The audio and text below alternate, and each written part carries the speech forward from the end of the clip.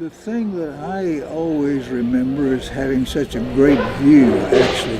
We've got a tremendous range beyond 90 degrees, and I could look back and even see some of the motors, and I don't remember if it was able to see the two-motor, inside motor, or just the outside number 1 and number 4, but I could see that much back range.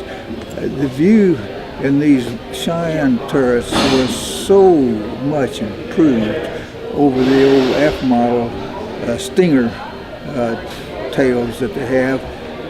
The glass is so much clearer. The glass, the whatever we were using for windows, and there was much larger windows in the Cheyenne turret than in the F. The F had smaller windows, and in very, very cold, at very high altitudes and the cold temperatures, the insides of those F model windows would freeze over.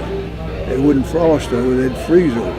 And that really caused me some early problems on my early missions, because I hadn't been prepared for that and hadn't been told about that. So the second mission I went on with a F turret.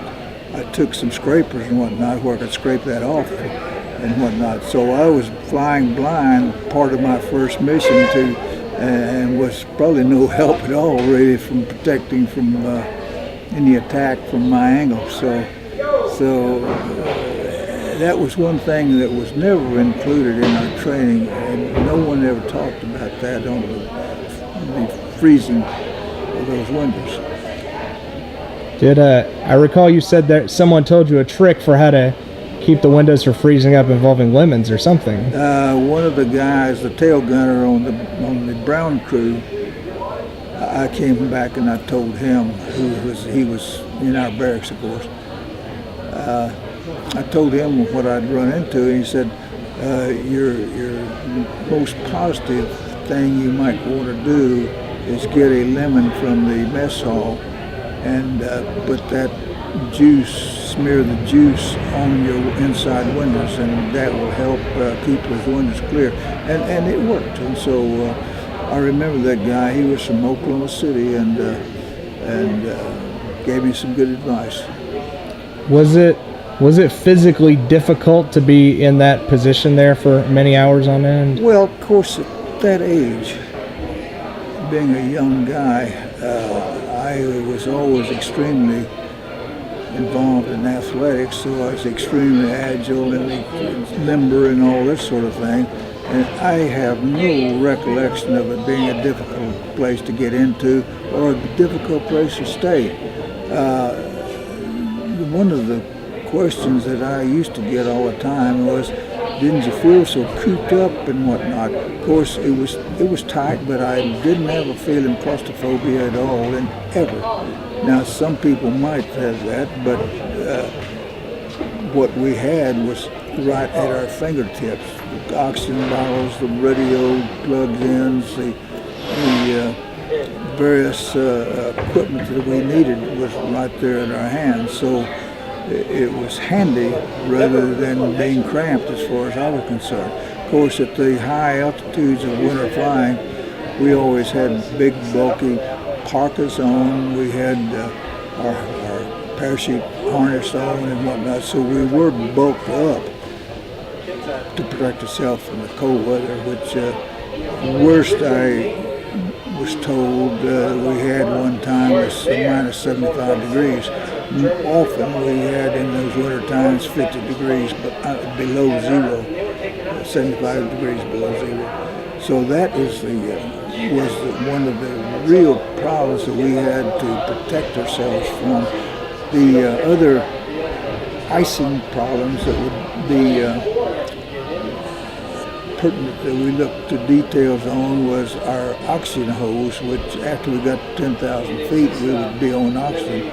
And since you had an oxygen supply coming up to your mask, you would end up having breath moisture within that tube. At that temperature, that we had, it had a tendency to freeze that moisture in your tube, and you could potentially shut off the entire oxygen supply. So one of the things that we were always instructed to do was keep mashing that tube and breaking up any potential ice, and that happened all the time. And you just break that up and make sure your oxygen tube kept clear, so you wouldn't be, because you could black out in a hurry if you lost your supply. In fact, that happened on a mission that we went on. Happened with our pilot. He was sitting up there with somebody, and all of a sudden he got his oxygen supply iced over and slumped over, and lost control of the plane. His co-pilot had to take over and take us to the ground. So it could happen to anybody, but in the tail it was extremely cold because it was kind of like a funnel. The B-17 fuselage was shaped like a funnel, and all the wind was funneling right into my spot. So as a consequence, I always had especially my neck and head covered all the time. My mother had sent me about a 6-foot long, heavy wool scarf, and I always wrapped it around my neck to protect my neck. And on top of that, I would turn on the beacon light, the bright beacon light right behind me, to use that as also a heating aid. And of course, we had our electric suits, we had our heavy parkas and pants and whatnot, but it was a cold, cold place back there in the winter night flying. The last thing I was going to ask you is, I know you weren't in the tail during takeoff and landing. Where did you stay during that time? Normally, when the tail gunner would get into the cabin area with the waist gunners on takeoff and landing. Now, on occasion, I would tell my pilot, say, I'd like to try to land in the tail and see what it's like. And he said, fine, and no question asked and whatnot. And it's a nice experience to do that sort of thing.